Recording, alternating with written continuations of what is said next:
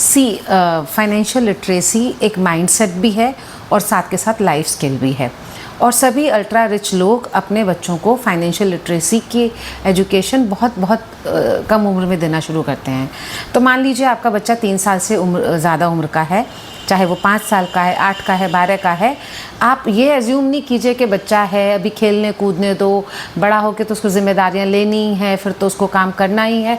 अगर आपने अपने बच्चे में कंट्रीब्यूशन का माइंडसेट बहुत छोटी उम्र में क्रिएट नहीं किया, तो वो डिसिप्लिन नहीं डाला कि आपको अपने खुद के काम खुद करने होंगे और घर के कामों में कंट्रीब्यूशन भी आपको करना है, तो बहुत पॉसिबिलिटी है कि वो बड़ा होने पर भी घर के प्रति अपनी जिम्मेदारियों को ना समझे। ये तो एक बात रही। दूसरी बात ये है कि आप अपने बच्चे से छोटे छोटे घर के कामों में कंट्रीब्यूशन कराइए और उसके अगेंस्ट उसको आप कुछ पेमेंट कर दीजिए, और उस पेमेंट को आप 3 पार्ट्स में डिवाइड करके 3 डिफरेंट जार्स में या पिग्गी बैंक्स में डलवा दीजिए। एक इसमें से होगा उसका पर्सनल एक्सपेंस जार, दूसरा होगा उसका फाइनेंशियल फ्रीडम जार, और तीसरा उसका होगा गिव जार। सो जो उसका पर्सनल एक्सपेंस जार है उसमें से बच्चा अपनी पसंद से कोई भी डिसीजन लेकर कोई अपनी पसंदीदा चीज़ खरीद सकता है। जो दूसरा फाइनेंशियल फ्रीडम जार है उसमें वो अपने पैसे को जमा करे, और जब वो पैसे इकट्ठे हो जाएं 1000, 2000, 4000, जब अच्छा अमाउंट हो जाए तो आप उसको म्यूचुअल फंड में डलवा सकते हैं, SIP करवा सकते हैं, रिकरिंग अकाउंट खुलवा सकते हैं, फिक्स डिपॉजिट करवा सकते हैं। लेकिन आपको ये डिसीजन बच्चे का लेना उसको हेल्प करनी होगी कि वो अपने मनी की सेविंग्स कैसे होगा।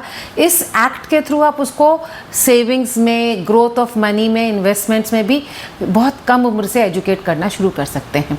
तीसरा जो गिव जार है उसका अमाउंट आप किसी की हेल्प करने में, किसी सोशल कॉज में, किसी फंड्स में डलवा सकते हैं।